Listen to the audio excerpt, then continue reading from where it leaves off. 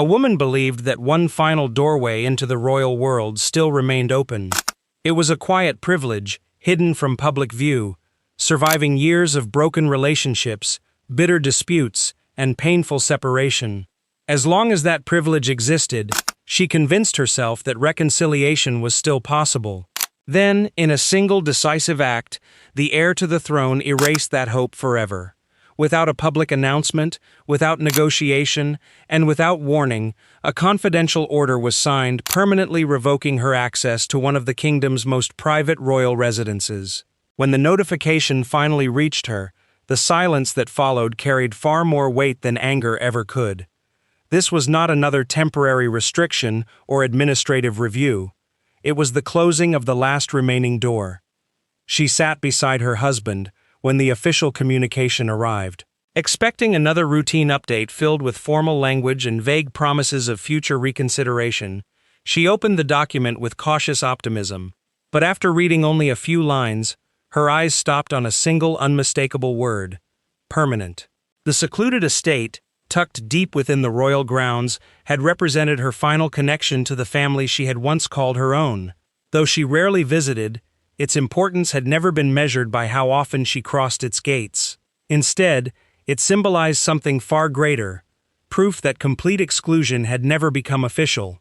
Now, even that fragile link had vanished. Her expression shifted from confusion to disbelief, then to quiet humiliation. She lowered the letter and looked toward her husband. Did he approve this himself? He hesitated before answering. His silence revealed everything she needed to know. The order had not simply been accepted by the future monarch, it had been initiated by him. Only hours earlier, inside the royal estate, the heir had placed the signed directive before senior household officials. The document was straightforward, leaving no room for interpretation. Every form of independent access attached to her name would be removed immediately. Entry authorization would expire. Visitor privileges would be cancelled. Existing security credentials would be erased from the royal system. There will be no exceptions, he said calmly. His tone never rose, yet the decision carried enormous weight. It was no longer about removing someone from an approved guest list. It was a declaration that trust had reached its absolute limit. The reigning monarch received the completed directive shortly before it became active. According to palace procedure, only a written objection from the sovereign could delay or prevent the order from taking effect. He studied every page in complete silence. No objection was submitted. Whether that silence reflected reluctant agreement or quiet resignation remained known only to those inside the palace walls. When the woman realized the decision had been allowed to stand, her shock slowly transformed into suspicion. Such a final measure could not have appeared without reason. Something significant must have happened behind closed doors. Something serious enough to convince the future ruler that temporary restrictions were no longer sufficient. Questions quickly replaced disbelief. Why had the decision become permanent? What event had changed everything? Who had crossed a line that could never be uncrossed? What began as the closing of a single gate soon became the beginning of a much larger conflict. For the woman, the residence had represented hope. For her husband, it remained one of the last physical reminders of the family life he had left behind. For the heir, however, the property had gradually become a point of vulnerability, a place where emotional compromise could no longer outweigh responsibility. For the aging monarch, the decision carried an even heavier burden. Protecting the stability of the future kingdom increasingly meant accepting that some family relationships could never return to what they once were.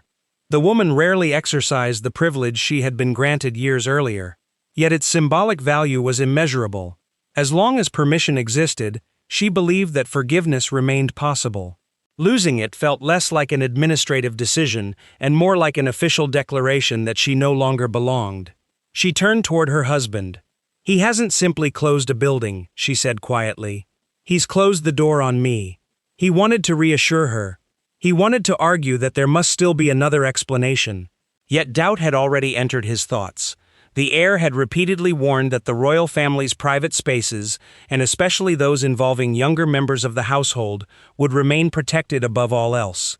He knew his brother was capable of difficult decisions, but never without believing that an important boundary had already been crossed.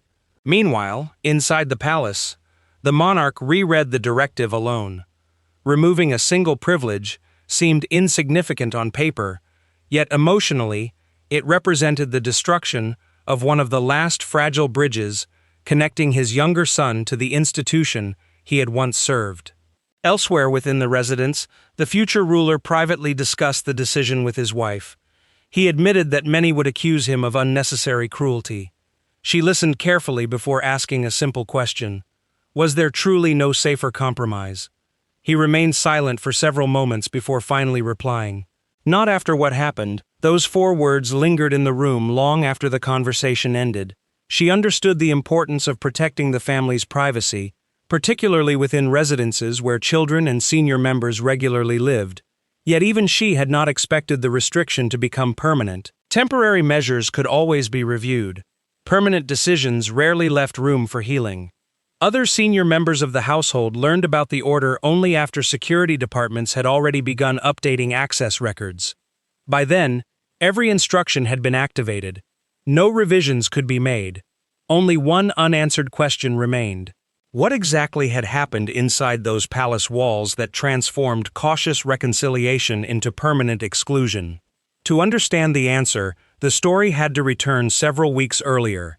To a private family gathering, an unexpected request, a single unopened door, and a moment that quietly changed the future of the royal household forever. The written entry in the confidential household register changed everything. Within the palace, every significant conversation, request, and sensitive decision was quietly documented through an internal record system designed to preserve accountability. According to the official entry, the request had not only been made, it had also included a suggestion that the proposed conversation remain outside the formal record. To the Crown Prince, that single detail transformed what might have been dismissed as an innocent misunderstanding into something far more serious. Whether the intention had been harmless or not, the absence of transparency raised questions he could no longer ignore. The Duke had not witnessed the exchange himself. When his wife later described what had happened, he accepted her explanation without hesitation, insisting that palace staff had exaggerated an ordinary request until it appeared suspicious. He argued that a simple act of goodwill had been twisted into evidence of misconduct. But by then, the Crown Prince had already reached a different conclusion. For him, the debate was over. That same evening, he quietly instructed senior officials to begin a confidential review of every remaining privilege still attached to her name. The investigation examined access rights, visitor permissions, private accommodations, and ceremonial authorizations that had survived previous changes within the royal household. Only one significant privilege remained: access to the secluded royal residence. The review could easily have concluded with another warning or a temporary suspension. Instead, word of the investigation reached her before the decision had been finalized. Refusing to wait in uncertainty, she demanded a private meeting with the Crown Prince, determined to challenge the proposal before it became official. The meeting was arranged without cameras, advisors, or public announcements. There would be no carefully prepared statements, no press briefings, no witnesses beyond the people directly involved. She entered believing she could force him to justify his decision face to face. He entered knowing that, unless something extraordinary happened, the outcome had already been decided. For several tense minutes, neither person raised their voice. Calm words replaced shouting, but every sentence carried years of unresolved resentment. She spoke first. "This isn't about security," she said steadily. "It's punishment disguised as responsibility." The Crown Prince remained composed. "My concern has never been interviews, opinions, or criticism," he replied. "It is about respecting boundaries that were clearly established." She immediately rejected the accusation, insisting that her actions had been misunderstood from the beginning. "I never attempted to violate anyone's trust," she answered. "A simple request has been transformed into something sinister." He leaned back slightly before responding. Intentions stop mattering when the same boundaries continue to be questioned. The Duke finally stepped forward. Unable to remain silent, he accused his brother of allowing personal history to influence official decisions. "You've carried resentment for years," he said. "Now you're using your authority to settle old scores." The Crown Prince met his brother's gaze without hesitation. This review would never have existed if the original agreement had been respected. His words filled the room with an uncomfortable silence. The rules had been explained before the private gathering had even begun. Every guest had understood them. Every member of the household had accepted them. According to him, only one person had chosen to test those limits. The atmosphere shifted when she challenged his authority directly. "You don't get to decide whether I belong in this family." His response came without emotion. "Access is built on trust, not expectation." The sentence landed with enormous weight. For the first time since entering the room, she struggled to answer immediately. Then the Crown Prince revealed what he considered his strongest evidence. From a confidential folder, he produced a written statement prepared by a senior household official shortly after the gathering. The document described the disputed request in detail, and included the notation that the conversation had allegedly been suggested without entering it into the official household register. The report had been dated, signed, archived. The Duke quietly asked to examine it himself. She objected at once. "That document doesn't tell the whole story," she insisted. "It's been interpreted to support a conclusion that was already made." Yet, as the Duke carefully read each line, uncertainty appeared across his face. For the first time, he found himself caught between two competing versions of the same event. One came from the person he trusted most. The other came from an official record preserved inside the palace itself. Neither answer offered certainty. The room grew silent.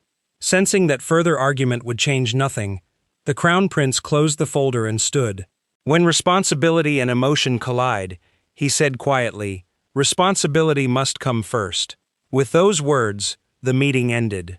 Her appeal had failed to change his position. The Duke left carrying more questions than answers. Yet one final obstacle still remained. Only the reigning monarch possessed the authority to stop the order from taking effect. For years, the king had carefully protected the possibility that one day his younger son might rebuild the relationship he had lost with the royal household. The remaining access to the secluded residence had become more than a security privilege. It represented the last surviving bridge between two increasingly distant worlds. Now that bridge stood on the edge of collapse.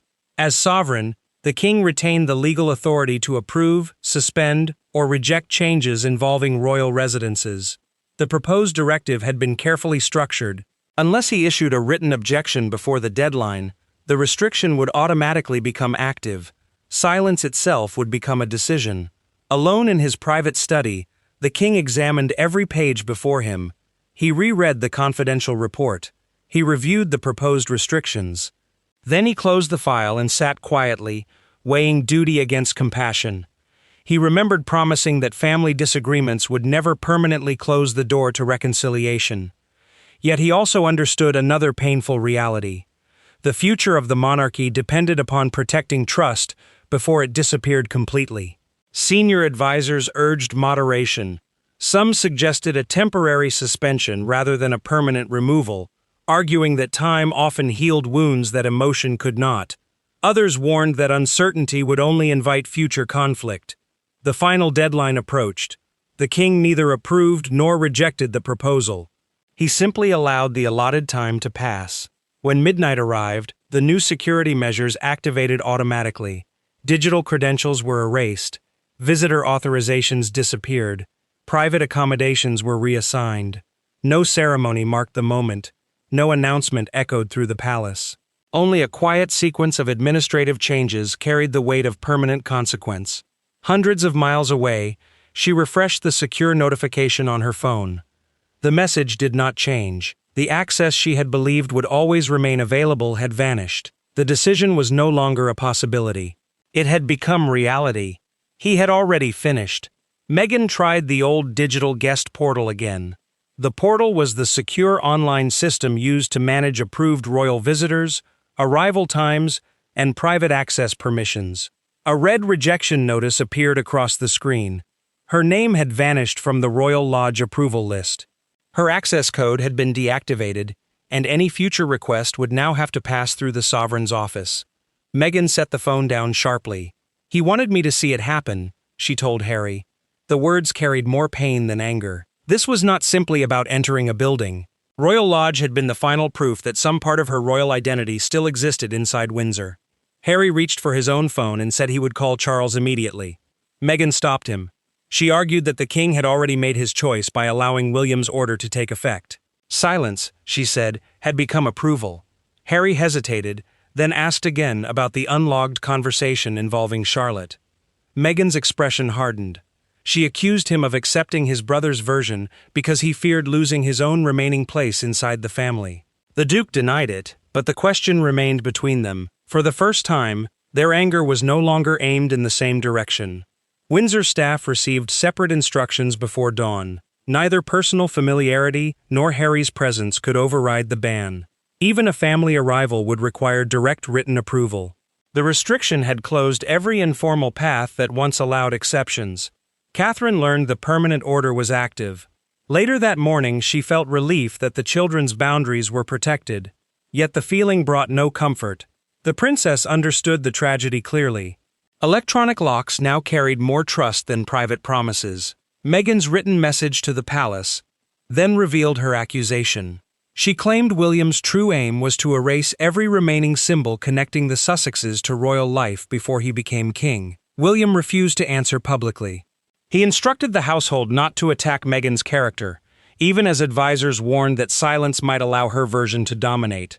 Then Harry made one final request. He wanted to meet his brother alone without Meghan, Charles, or palace officials. The brothers had blamed rules, advisors, and old wounds for years. Now they would face each other and discover whether one final truth could survive between them.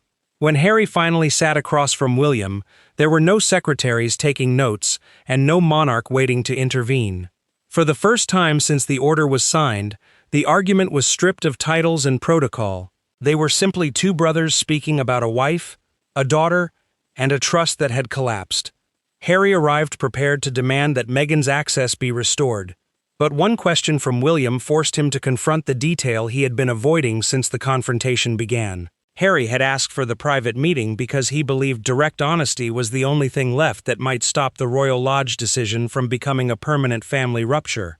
William agreed, but with one condition. The security order would not be renegotiated. This conversation would explain why he believed it had become unavoidable. William placed the aide's handwritten account between them. The account was a signed internal record describing Meghan's request for an unlogged conversation with Charlotte. The prince looked at his brother and asked one simple question. Had he known she wanted the meeting kept outside the household record, Harry admitted he had not. He read the sentence twice, pressed his thumb against the edge of the page, and tried to fit it beside Meghan's explanation. She had called the request compassionate and harmless. The written account made it feel secretive. William told him the issue was not whether Meghan intended harm. Intent could be debated forever. The real issue was that she had tried to bypass a rule created specifically to protect the children from private adult conflicts. The future king said a boundary meant nothing if family members could ignore it whenever they believed their motives were good. Harry's anger slowly gave way to grief. He said losing Royal Lodge felt like losing the final physical proof that he still belonged somewhere inside the family. For him, the gate was not only an entrance, it was a connection to childhood memory and the home he believed might still receive him. Clear's throat, William did not dismiss that pain. He admitted the order hurt him too. He said he was not removing Harry as a brother, but he could not preserve Meghan's privilege simply to protect the Duke from feeling rejected. One relationship could not be saved by sacrificing another family's trust. Then William offered a narrow path forward. Harry could request private family meetings directly through him or Charles. He would not be cut off from personal contact, but Meghan's independent Royal Lodge access would never return. Harry left without threatening legal action, another interview, or public retaliation. There was no reconciliation, but there was also no declaration of war. That fragile silence would not last. The world was about to learn of the ban, and one unforgettable public image would soon define William's decision far beyond the palace walls. By morning, the private order had become a global spectacle. Commentators called it ruthless, necessary, personal, and historic, sometimes within the same broadcast. Supporters of Meghan saw a woman being erased by an institution that never accepted her. Supporters of William saw a father defending a boundary that should never have been tested. But amid the noise, one newspaper image captured the entire conflict: a locked Windsor gate beneath two words printed in black: "Final Access." The story reached broadcasters after security notices circulated through several royal departments.